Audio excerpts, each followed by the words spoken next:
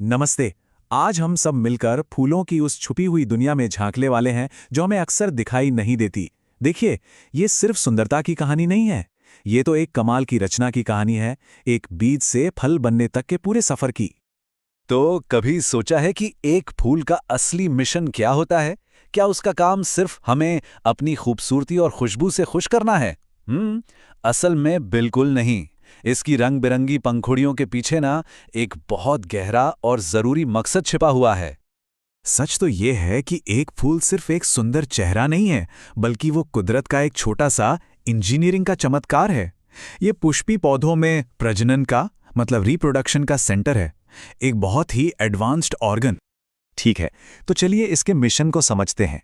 एक फूल का बस सिर्फ एक ही मेन टारगेट होता है, अपनी अगली पीढ़ी को बनाना। उसके वो प्यारे प्यारे रंग, अलग अलग आकार और मीठी सी महक, ये सब कुछ बस इसी एक बड़े काम को पूरा करने के लिए बने हैं। तो भाई, इस कहानी को असलियत में बदलने वाले मेन एक्टर्स कौन हैं?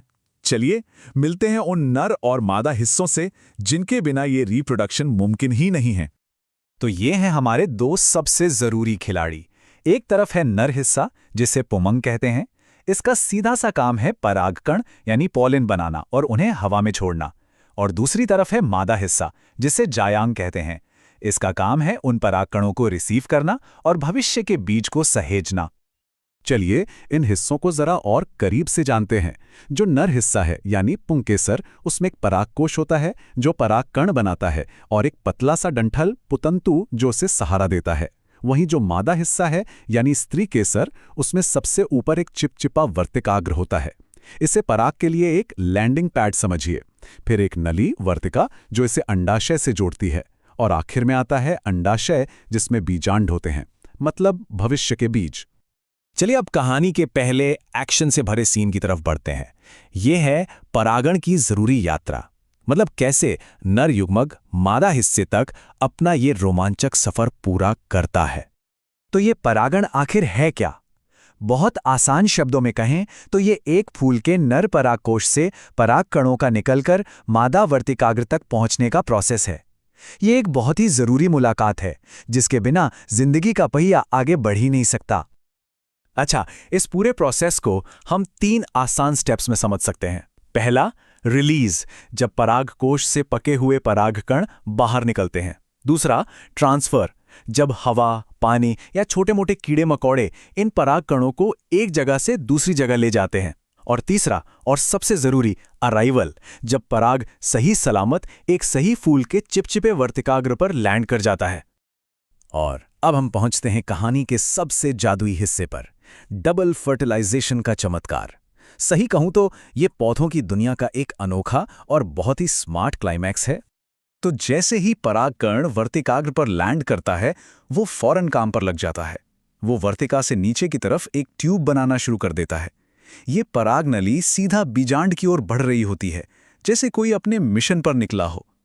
लेकिन सवाल ये है कि इसे रास्ता कौन दिखाता है? और यहीं से चीजें और भी इंटरेस्टिंग हो जाती हैं। पराग नली के अंदर जो जनन कोशिका होती है, वो बढ़कर एक नहीं बल्कि 2 नर युग्मक बनाती है। जी हां, पूरे 2। और ये 2 होना ही इस पूरी प्रक्रिया के लिए सबसे जरूरी बात है। तो वो पराग नली अपना रास्ता कैसे ढूंढती है? ये कमाल का है। असल में पराग नली को अंडे के पास मौजूद सहायक कोशिकाओं से कुछ केमिकल सिग्नल मिलते हैं। ये सिग्नल उसे एक जीपीएस की तरह गाइड करते हैं, ताकि ये पक्का हो सके कि वो अपनी सही मंजिल तक ही पहुंचे। तो ये है डबल फर्टिलाइजेशन का पूरा सार। देखिए, पहला नर युग्मक अंड कोशिका से मिलकर बनाता है युग्मनज, जो आगे चलकर भ्रूण यानी एम्ब्रियो बनेगा। और दूसरा नर युग्मक द्वितीयक केंद्रक के साथ मिलकर बनाता है भ्रूणपोष। इसे भ्रूण के लिए एक पैक्ड लंच बॉक्स समझिए, जो उसे बढ़ने के लिए पोषण देगा। मतलब एक ही समय पर 2 फर्टिलाइजेशन, एक नन्हे पौधे के लिए और दूसरा उसके खाने के लिए। कुदरत की क्या जबरदस्त प्लानिंग है। अब चलिए देखते हैं कि इस छोटी सी लेकिन जबरदस्त घटना का नतीजा क्या होता है।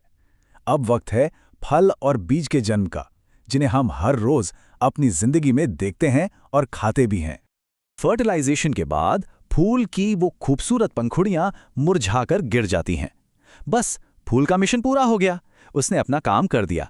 अब एक नई जिंदगी की शुरुआत हो रही है। तो यहाँ होता है पहला बड़ा बदलाव।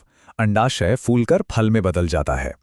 ये सुनने में शायद अजीब लगे, पर हर बार जब हम कोई फल काटते हैं तो हम असल में एक मैच्योर हो चुका अंडाशय ही खा रहे होते हैं। और दूसरा बड़ा बदलाव क्या है? अंडाशय के अंदर वो जो फर्टिलाइज्ड बीजांड था वो सख्त होकर बीज बन जाता है, और इसी बीज के अंदर अगली पीढ़ी का नन्हा सा भ्रूण सुरक्षित बैठा होता है, अपने सही वक्त का इंतजार करते हुए। तो अगली बार जब कोई रसीला फल खाएं तो एक पल के लिए जरूर रुकिएगा और उसके इस शानदार सफर को याद कीजिएगा। एक मामूली से फूल से लेकर हमारे हाथों तक पहुंचना, ये सच में कुदरत के सबसे बड़े चमत्कारों में से एक है।